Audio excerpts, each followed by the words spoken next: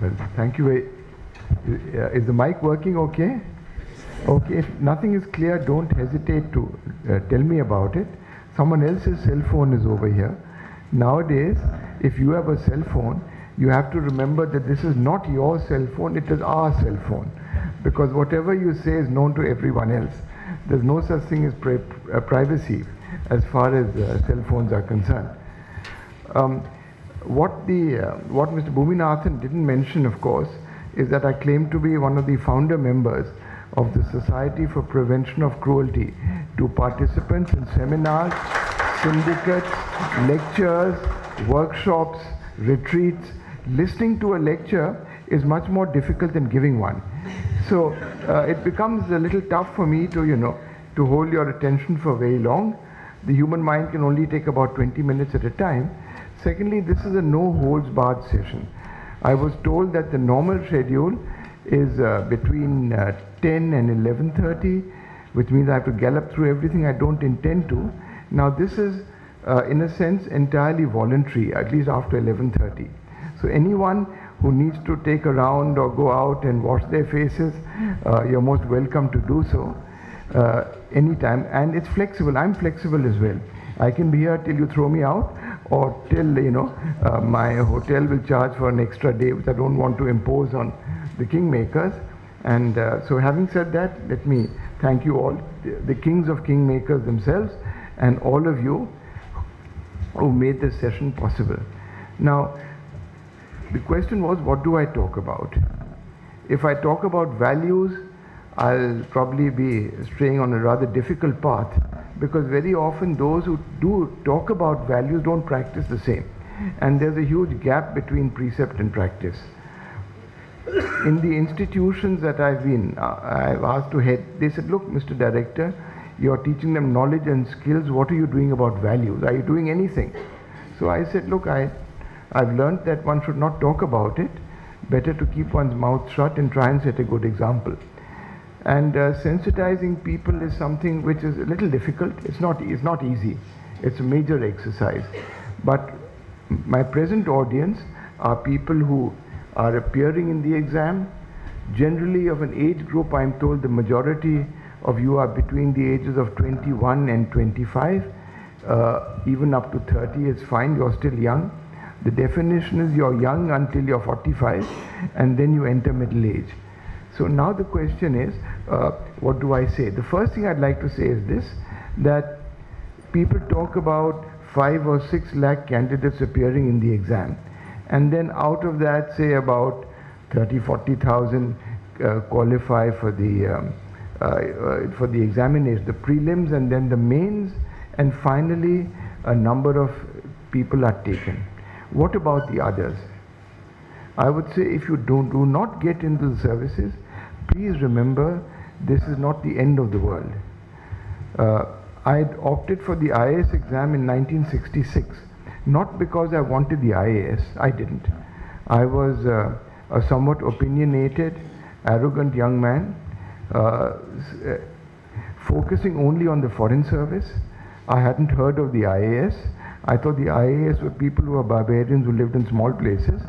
And what is more than that was, so in my form I only wrote the Indian Foreign Service. And but my father, who was retiring, he was a Navy man. He said, look, you might as well write the IAS also. I put the IAS as a second choice. And what happened was that I wasn't selected for the Foreign Service. So I was in tears. I didn't want to join the IAS. I had 2 friends of mine. They got the IAS and they refused to join the IAS. They said, no, we'll sit again. And they sat again. And they both got into the IAS the second time, into the Foreign Service the second time. I had a classmate of mine who appeared for the IAS, but he wanted the Foreign Service. He didn't get the Foreign Service. So he refused the IAS. He sat again. And again he got the IAS. So then he gave me a call in the district and said, I want to see what your life is in the IAS. So I showed him around, I took him around my district. After 3 days, he said that this life is not for me. He refused the IAS a second time. He married his American girlfriend and went off to the US. Now, trouble was that I didn't have an American girlfriend. So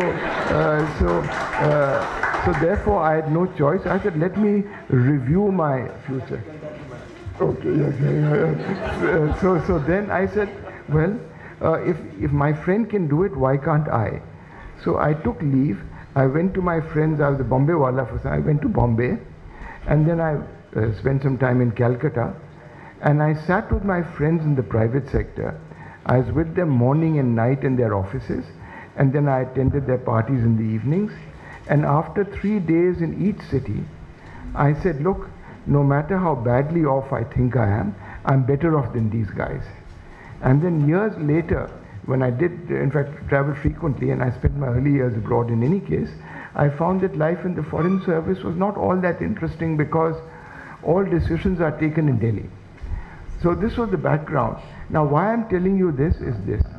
Do not be disappointed if you do not get into any of the services. They are not the be-all and end-all.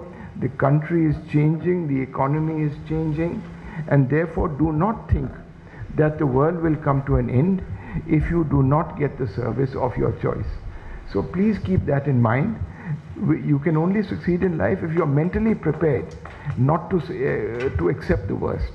And you obviously prepare for the future by being prepared for the worst, and the worst is not that bad. So that is one thing I'd like to emphasize clearly. Secondly, people say, oh, you have to be intelligent to join the IAS to get into the top position. We conducted a study once of toppers in the IAS from 1948 to 1977. Half of those toppers were idiots. They were disasters. Great wits are to madness close allied. They could not really adjust. They were superseded. They did not really succeed. My friend Dr. N.C. Saxena, some of you may have heard about him. He was a topper in his batch, but he retained his sanity because he dropped a few positions in the academy. So that's how you manage generally.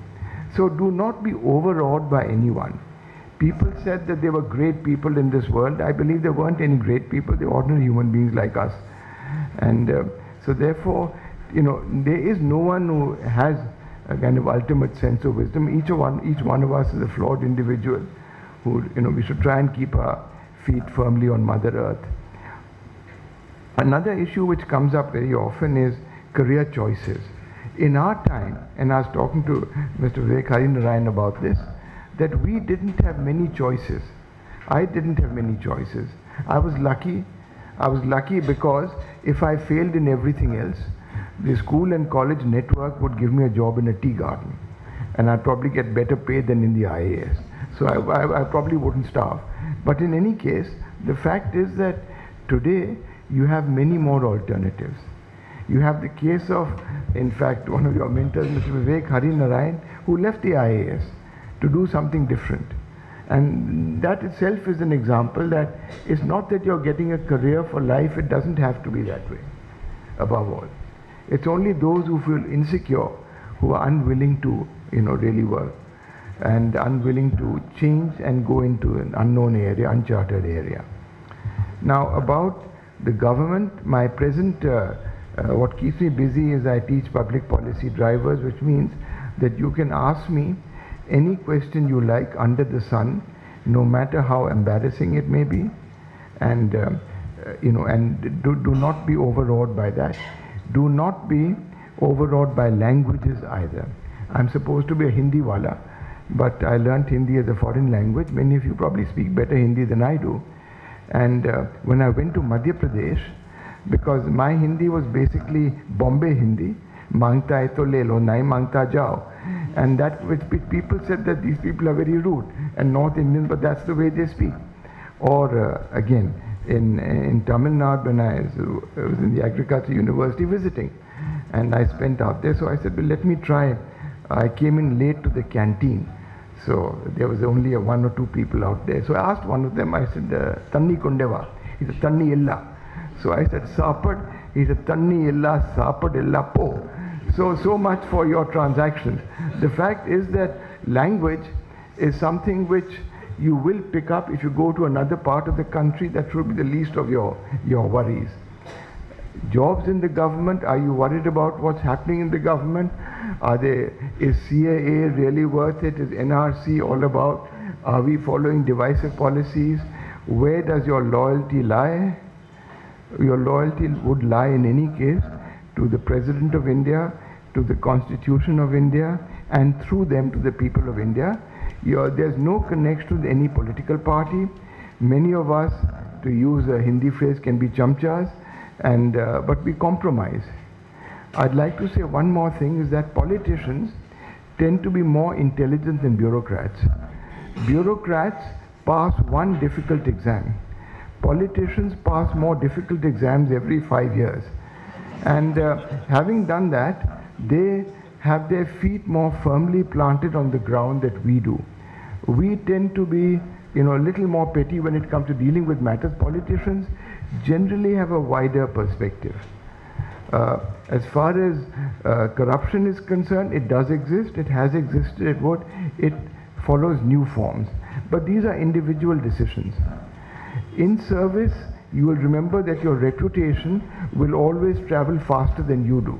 So if you go to a new place, people will know all about you. Your background, your weaknesses, all of that is known. Nothing is hidden. So when you join the government, be prepared to lose a lot of your privacy. As I mentioned today, that this instrument is the greatest instrument of empowerment for the Indian people as it is for the African people. And how does reform take place? Well, let me, at the risk of getting myself involved in some court cases, let me say that there were two great reformers for our telecom sector. I'm not, passing a disparaging remark about the good role of Rajiv Gandhi, of Sam Pitroda, of Mr. Vittal, of the unsung engineers who worked hard to bring about this revolution. But the two main reformers and people who were controversial, people who were convicted of corruption, one was Pandit Sukhram and the other was Mr. Raja from Tamil Nadu. These people were also great reformers because Pandit Sukhram was very transparent, very impartial in his corruption. He virtually, auctioned spectrum and said, how much can you pay me? And then, but having taken the money, he changed the paradigm. He made it possible for us to get these phones, and as a result, we don't have to pay bribes to a telephone department like we used to do in the old days. The second thing was that Mr. Raja, for whatever reason, you know better than I do, he sold spectrum very cheap. But having done that, he made it more affordable. Many of you or people a decade older than you would remember the advertisements that Nokia had. A phone rings in a barber shop and the visitor picks it up, not his phone, not the head barber, not the junior barber, but the mundu who brings chai. He has a cell phone. In other words, everyone can afford a cell phone. So what happens is that when there's a degree of moral ambiguity, that you have reform taking place in spite of an environment, and this country, I believe, is going places despite depressing scenarios. Maybe divisive politics is not to be recommended at all. That's certainly short-sighted. It will rebound on those who do it.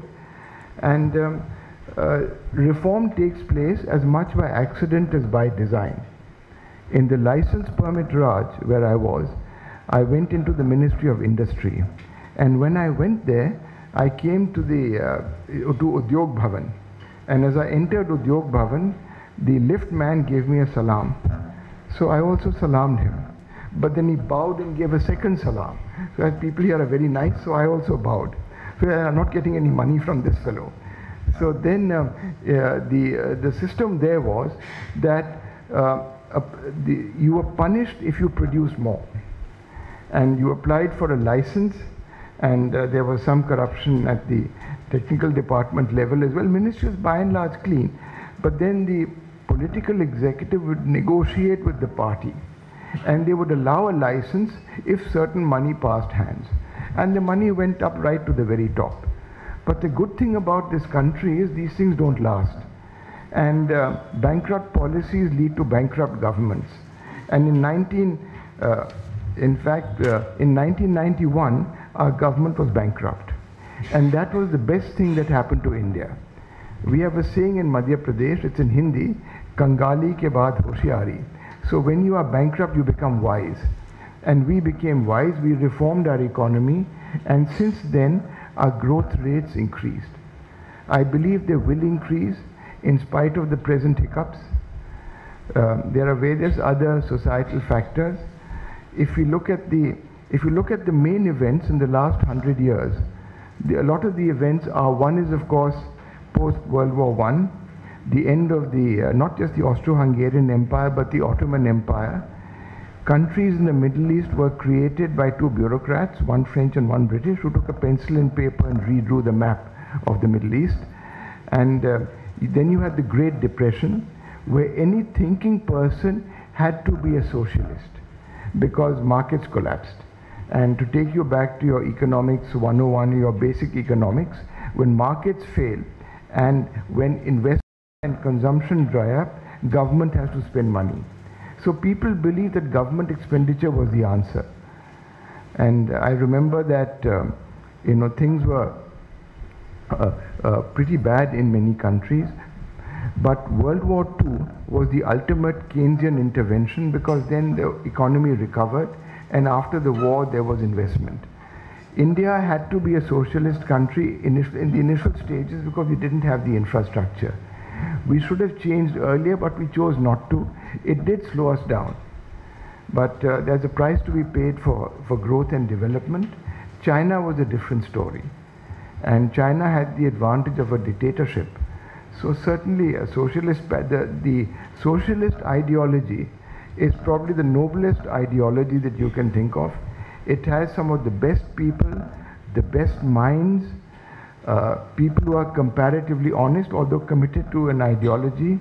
But the problem is that it doesn't work in the real world unless you have a brutal dictatorship to enforce it. So result is that state-driven growth has its shortcomings. It worked very well for the Soviet Union in the war, but that's a different story. And it was the Soviet Union which actually won World War II, given the sacrifices that they made. But now coming to the present, our economy is supposed to be still a mixed economy. We tend to rely a lot on the public sector, which need not always be the best solution. So we have an open mind about ideologies. Coming to your examination now and what you see as your future, since you're preparing for the civil services exam, our committee, we were appointed, we gave our report to the government in 2016, in August 2016. Now what were the recommendations? I wish I could share all of them with you, but I won't, because I'm not, I told the government that look, certain things I intend putting in the public domain. And certain things we will respect your views. We will not do it because you people haven't taken a decision. The first is age. Now, is the age limit going to be reduced? It depends on the government. But we had said that, look, I'd argued in the committee that we must protect politicians from themselves. And therefore, previous committees have said reduce the age limit. And previous committees' recommendations were thrown in the dustbin. Literally lakhs of people appear every year, and you have a number of people who are only professional exam givers. They remain unhappy, they are unsettled, they keep trying, they have disappointments later, some commit suicide. Now this is totally uncalled for. But we said yes, we should lower the age limit, but we must give people enough time. So the recommendation was that no change should be made in the pattern till at least 2 years after you announce the change. And for general candidates, if the age limit is 32, it should remain 32 for 2 years. Third year 31, fourth year 30, fifth year 29, sixth year 28, seventh year 27, eighth year 26. and no limit to the number of attempts, because it becomes a non-issue. So this was our recommendation, which we have put in the public domain. There are other rumors floating around that we will not have optional subjects, that exams should be conducted online. I can neither confirm nor deny these rumors. So the fact is that this is something which the government will take a view on. About your life in the academy, well, people may have already talked about that. They say that you go there, you attend classes, public administration, political theory and the constitution, law, economics. Law and economics is your basic foundation stuff over there. Languages, Indian history and culture. They have games, they have yoga, unarmed combat, PT. They also have riding. And people very often say, why do you teach us riding in the academy? So one view is that in the old days, if you can't ride a horse, you cannot manage a district. Controlling a horse is difficult. Horses bite in front, buck in the middle, kick at the back. So it's not that easy. But still you ride. Or people ask me repeatedly, why do they teach you riding in the academy? So then I remember that in Madhya Pradesh, there was a case of a death in police custody. A mob collected. So what they did was they attacked and killed the station house officer. They caught the superintendent of police was badly injured. He was stoned. And finally they caught the collector of the district. So what they did was they took his trousers off. They put boot polish on his face. They put a garland of shoes around his neck. And they paraded him through the streets on a donkey. So I said the real reason why they teach you riding in the academy is you should be prepared for all eventualities. When the time comes, maintain a tight knee and thigh grip. Do not fall from the animal. Conduct yourself with as much dignity as you can on such a sad occasion. So these are occupational hazards which you may have to face in the course of your career, but take them in your stride. As a job, it's interesting, very fulfilling. There is a feeling about IAS officers and other services. So very often they say, why are the IAS people being pampered? Why have they been placed in a special position, not the others? I've thought about it since many people ask me this question.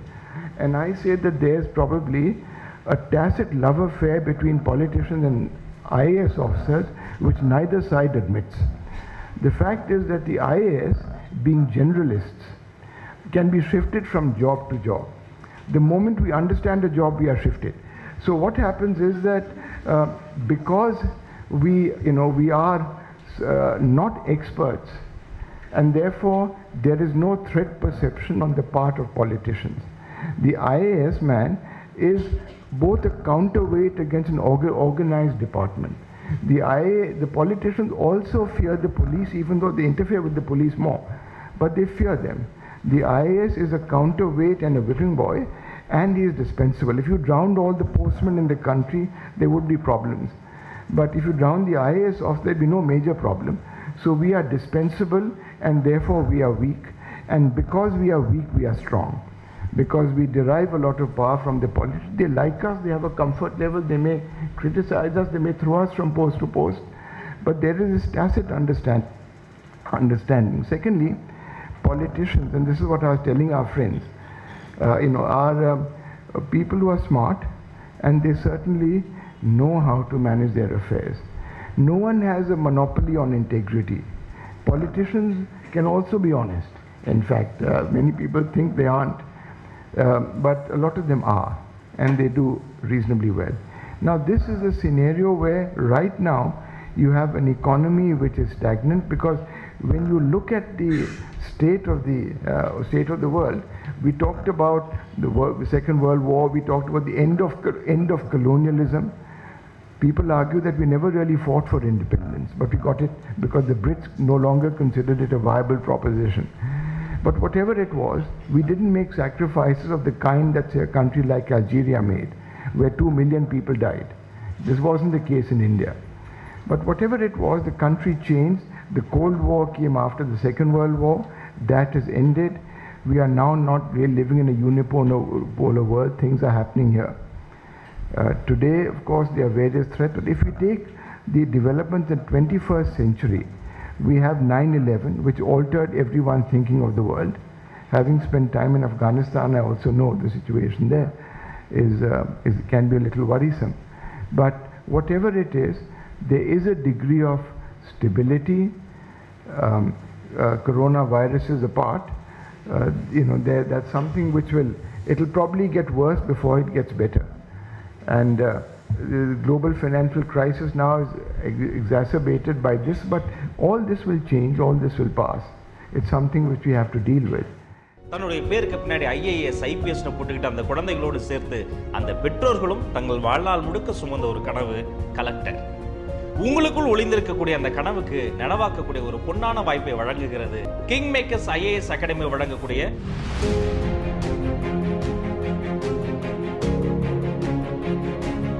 ஸ்கிரீன்ல தெரியுற இந்த நம்பருக்கு phone பண்ணி உடனே register பண்ணுங்க. உங்களுக்குள் ஒளிந்திருக்கும் அந்த கலெக்டரை கைத்தட்டி சல்யூட் அடித்து வெளியே வரவழைத்து இந்த பாரதத்தை காப்போம்.